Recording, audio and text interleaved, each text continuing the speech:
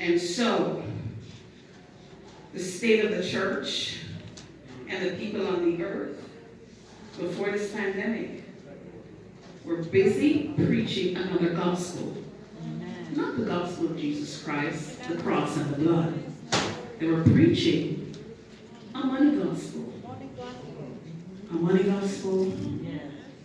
Have another banquet gospel. Have another event gospel. More money, more money, more money, more money, more money. Selling oil. All of these things. I could go on and on. And God decided that I'm going to step in and fight this battle for my church. Because the gates of hell shall not prevail against the church. Oh, yes. So, it says in 2 Timothy 3, 1-9, and I'm going to skip some of the verses and just, you can study that during your own study time. This know also, that in the last days, we're in the last days, people, perilous time shall come. You think it's going to get easier? The only way it will feel easy is when you have the Holy Ghost. Am I encouraging you to get the Holy Ghost if you don't have it?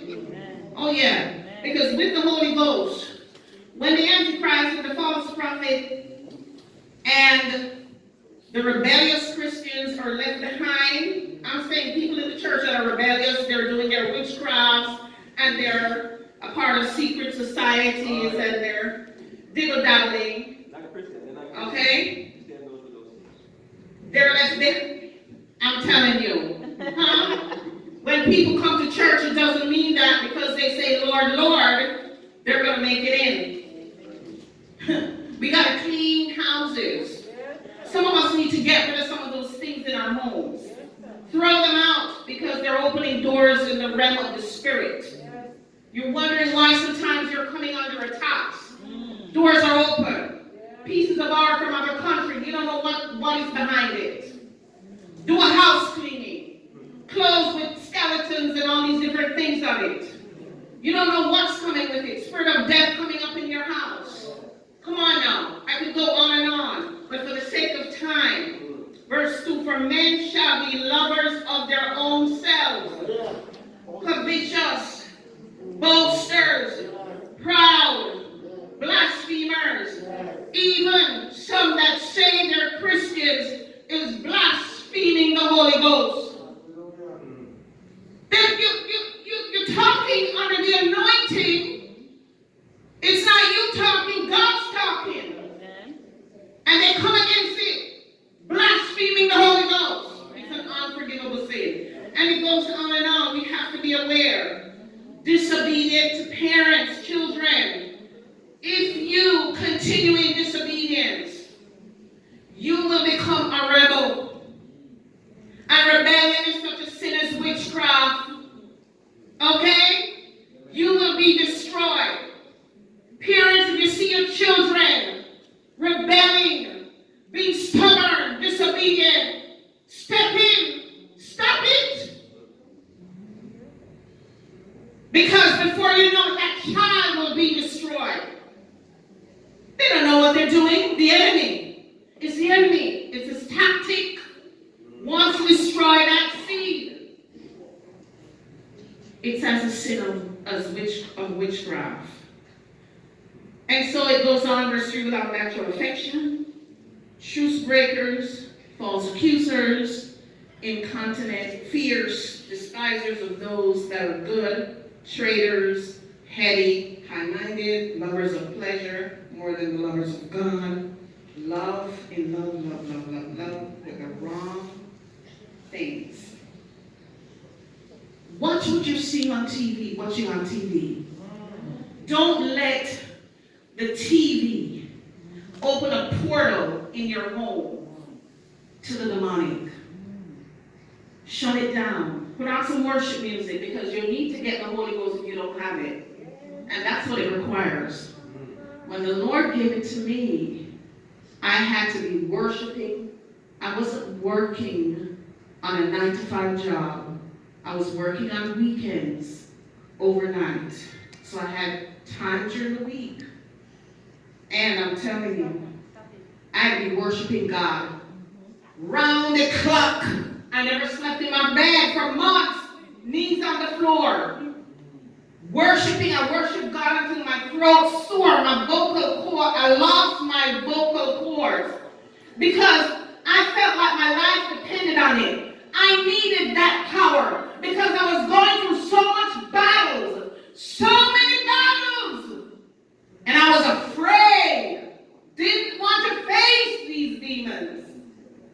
So the Holy Ghost empowered me, but I had to fight for it. The devil didn't want me to get it.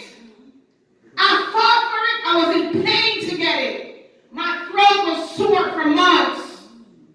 And I ended up worshiping God one day. Their worship music played 24 hours in my house. 24 hours. The atmosphere had to be transformed. What about the atmosphere in your homes? The atmosphere must be transformed. Because many times we're not discerning what's coming in and out of that house. We're not discerning it. So with the worship, I'm not talking about music that sounds good. Good singing, good voice. Worship. Worship in the Holy of Holies. That worship. Because worship will chase away, in the atmosphere of worship there is liberty. And I felt the power of God dropping on me while I was worshiping. I was leaning up against the CD player. It was a 6 CD changer. It never stopped. I burned it out. And the power of God. And I felt it and I was like, what's that? You know, your flesh can start to. I said, what's that? And I kept going. I never stopped. But my flesh was wanting to respond. And the power of God came on me and it's never left me. When it comes, you'll have a sound. Oh, yes. God will give you a sound. Your own sound. There are diverse types of manifestation of the Holy Ghost. Hallelujah. And so, it goes all the way down, and it was read this morning. But they, in verse 9, they shall proceed no further, for their folly shall be manifested unto all men. Let me tell you something, in case you've forgotten. Anything done in the dark always come to light. That's Bible. Don't think that you're going to sneak and do something and it's not going to be exposed. The Holy Ghost is going to expose it. And it's okay. Just go through the process. Go through the process. He's trying to sanctify you and bring you up. Amen? Amen. So in America, the love of money is, well, not just in America, but we know that it was a big thing here. Prosperity is a big thing here. People come here because they want to be prosperous.